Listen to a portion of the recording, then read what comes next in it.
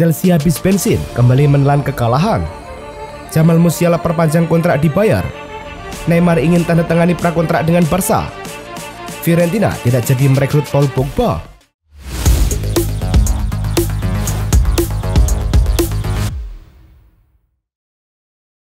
Halo Soccer Mania, kembali lagi di Blessing Soccer News. Kali ini kami sudah siapkan berita-berita terbaru seputar dunia sepak bola. Tentunya untuk kalian semua, selamat menyaksikan. Jepang versus Thailand pada laga perdana grup D Piala Asia U20 di Shenzhen Youth Football Training Base Pitch. Jepang membuka keunggulan atas Thailand saat pertandingan berjalan 14 menit via tembakan kaki kiri Hisatsugu Ishii. Jepang dapat penalti pada menit ke-33. Rion Ichihara maju sebagai eksekutor tendangan penalti berhasil mengubah skor menjadi 2-0. Memasuki pertengahan babak kedua, Thailand semakin terbenam. Hal ini dikarenakan Jepang berhasil mencetak gol ketiganya via Ryunosuke Sato. Hasil ini membuat Jepang meraih 3 poin pertama, sedangkan kekalahan ini membuat Thailand menempati posisi juru kunci klasemen grup D. Korea Selatan versus Suriah di laga pembuka grup D Piala Asia U20 di Longhua Cultura and Sport Century Stadium. Solidnya permainan Korea berujung gol cepat saat laga baru berjalan 8 menit melalui Shin Seong. Pada menit ke-23, Korsel bisa menggadaikan keunggulan atas Suriah. Kali ini giliran baik Min Kyu yang sukses membobol gawang Suriah. Upaya Suriah untuk bisa mencetak gol baru membuahkan hasil pada menit ke-61. Suriah memperkecil skor berkat gol yang dicetak oleh Alan Ahdi. Raihan 3 poin perdana ini membuat Korsel menempati posisi 2 grup D dengan 3 poin, sementara Suriah menempati posisi ketiga tanpa poin. RB Leipzig melawan Augsburg di WWQ Arena, Augsburg. Leipzig memulai pertandingan dengan agresif, menciptakan beberapa peluang berbahaya dalam 10 menit pertama. Namun, seiring berjalannya waktu, Augsburg menunjukkan ketahanan yang luar biasa dan berhasil menahan serangan Leipzig. Leipzig terus berusaha mencari celah, tetapi upaya mereka selalu terhalang oleh pertahanan Augsburg yang solid. Pertandingan berakhir dengan skor 0-0, meninggalkan Leipzig dalam posisi yang tidak nyaman di klasmen. Setelah hasil imbang ini, RB Leipzig tetap berada di posisi keempat Bundesliga dengan 42 poin. Sementara itu, Augsburg berada di posisi ke-12 dengan 32 poin. Bologna versus Torino, pertandingan berlangsung di Stadio Renato Dall'Ara. Gol pertama Bologna terjadi pada menit ke-20 dan Ndoye mencetak gol setelah menerima umpan dari Tommaso Pobega menembak dari sudut yang sulit. Torino menyamakan kedudukan pada menit ke-37. Nicolas Vlasic mencetak gol setelah menerima umpan dari Guillermo Maripan menembak ke gawang. Torino balik memimpin usai Elgif Elmas menunjuk keterampilan individu yang luar biasa dan mencetak gol dengan chip yang indah di atas kiper. Beruntung Bologna dapat hadiah penalti setelah Casadei melanggar di area penalti dan Ndoye berhasil mengeksekusi penalti dengan baik pada menit ke-70. Bologna makin beruntung karena dalam upaya untuk menghalau umpan, Cristiano Biraghi malah memasukkan bola ke gawangnya sendiri. Setelah pertandingan ini, Bologna berada di posisi ke-7 dengan 41 poin, sementara Torino di posisi ke-11 dengan 28 poin. Pertandingan antara Girona versus Getafe tersaji di Estadio Montilivi. Satu gol pembuka datang sangat cepat. Uci memanfaatkan kelengahan di lini belakang Girona dan berhasil mencetak gol dengan tendangan keras. Setelah tertinggal, Girona berusaha bangkit dan akhirnya berhasil menyamakan kedudukan di menit ke-54. Yangel Herrera mengecoh kiper Getafe. Namun harapan Girona tidak bertahan lama. Borja Mayoral kembali membawa Getafe unggul di menit ke-62. Gol ini membuat Montilivi terdiam. Setelah hasil ini, Girona harus puas berada di posisi ke-8 dengan 31 poin, sementara Getafe naik ke posisi 11 dengan 30 poin. Laga Brighton versus Chelsea dalam lanjutan Premier League digelar di American Express Stadium. Brighton membuka keunggulan pada menit ke-27. Karo Mitoma membawa tuan rumah memimpin lewat golnya.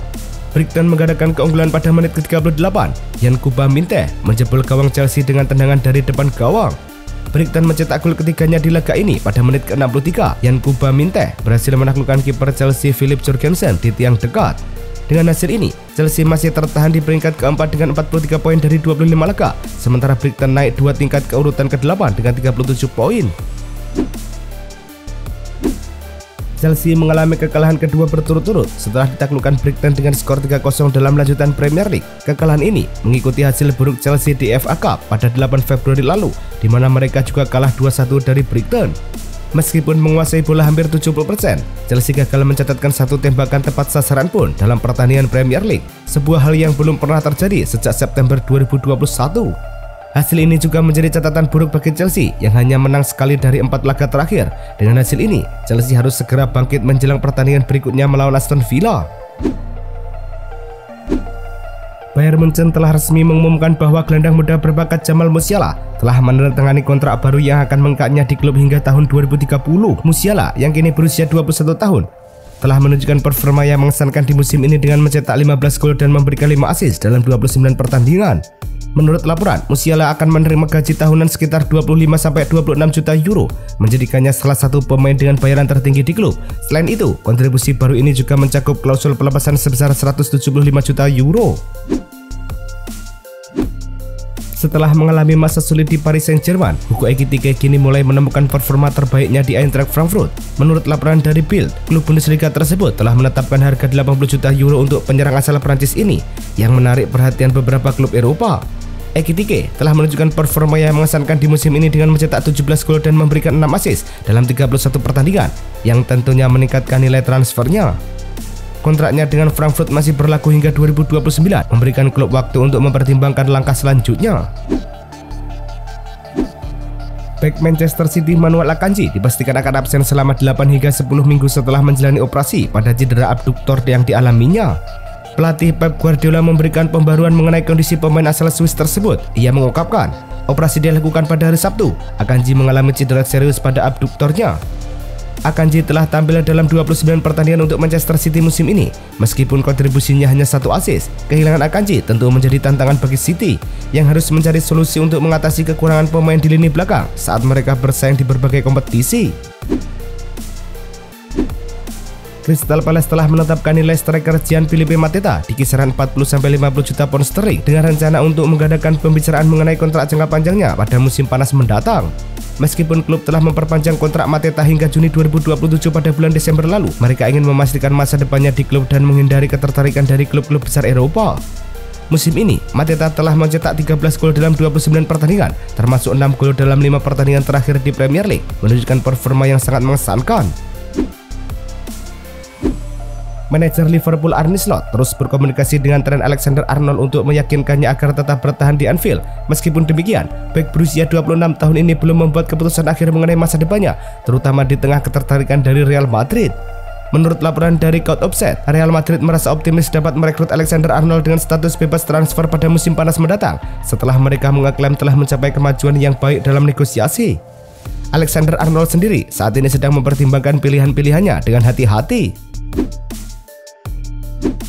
Asosiasi Sepak Bola Inggris FA telah mengenakan dakwaan kepada manajer Arne Slot setelah terjadinya keributan pasca pertandingan usai hasil imbang 2-2. FA menuduh klub gagal mengendalikan pelatih mereka dengan kemungkinan denda yang serupa dengan yang dikenakan kepada Nottingham Forest 125.000 pound sterling dan Chelsea 40.000 pound sterling sebelumnya musim ini. Meskipun demikian, Arne Slot memiliki opsi untuk mengajukan banding, yang berarti mereka diizinkan untuk berada di bangku cadangan pada pertandingan Premier League mendatang melawan Wolverhampton di Anfield pada hari Minggu. Arne Slot memiliki waktu hingga 19 Februari untuk menanggapi tuduhan tersebut. Chelsea bakal bersih-bersih pemain di bursa transfer musim panas 2025 mendatang. Tak ayal, Chelsea begitu gemuk skuadnya. Dilansir dari The Athletic, salah satu pemain dari skuad utama Chelsea yang akan dijual adalah Christopher Nkunku. Chelsea buka harga mulai 65 juta pound sterling atau setara 1,3 triliun rupiah. Nkunku memang kalah saing dengan Nicholas Jackson untuk mengisi skuad utama di Liga Inggris. Meski jadi pilihan kedua, Nkunku bisa tetap tajam dengan sudah membukukan 13 gol dari 31 penampilan di seluruh laga musim ini.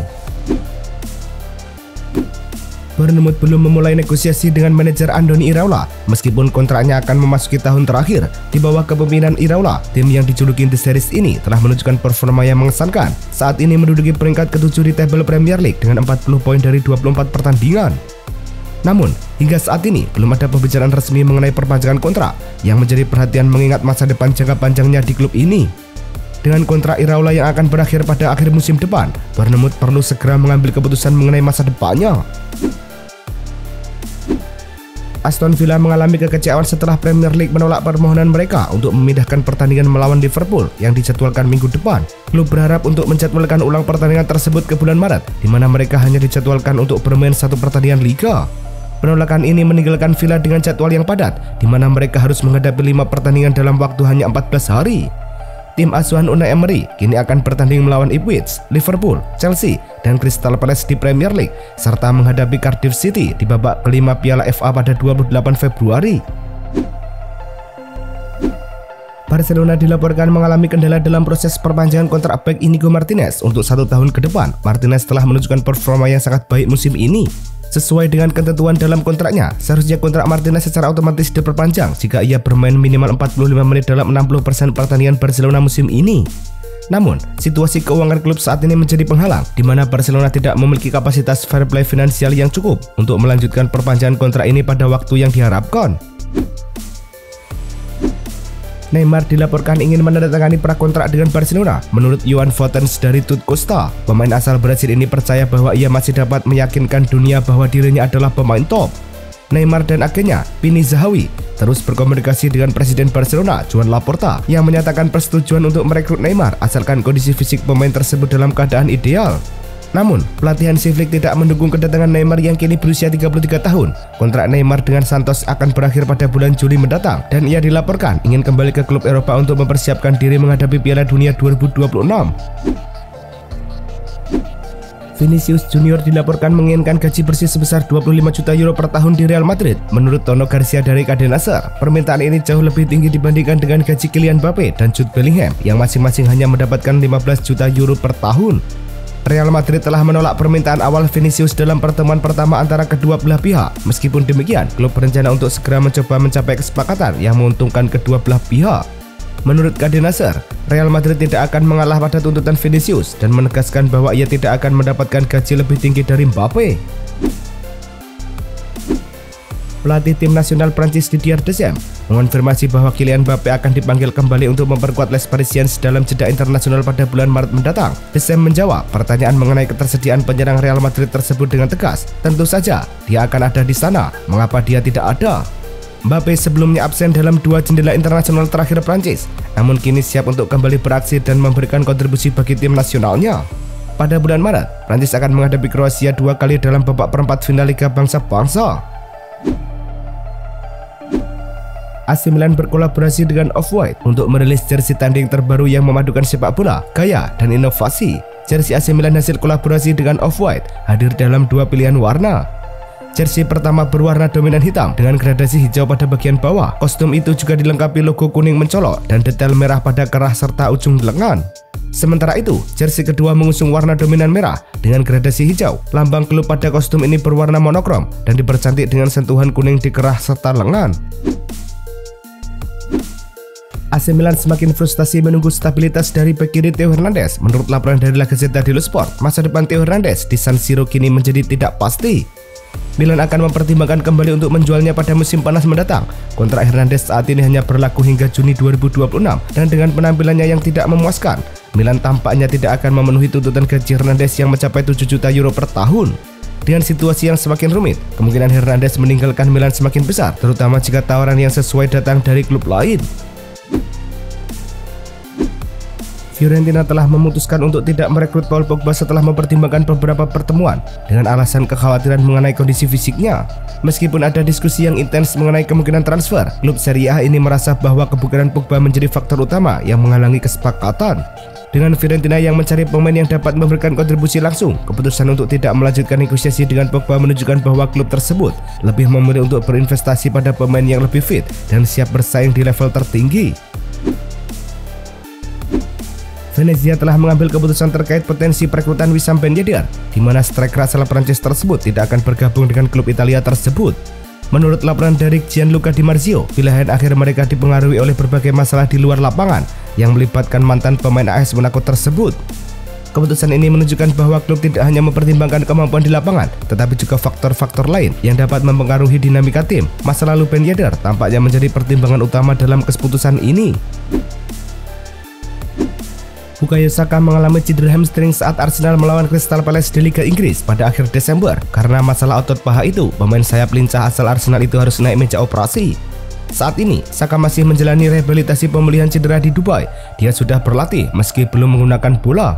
Talksport mengabarkan bahwa belum ada tanggal pasti Saka akan comeback untuk Arsenal. Bahkan ada laporan dari media Inggris lainnya yang menyebutkan bahwa Saka tak akan kembali bermain bulan depan. Itulah tadi kumpulan berita-berita terbaru dari kami. Simak terus berita-berita terbaru lainnya dan jangan lupa like, komen, dan juga subscribe.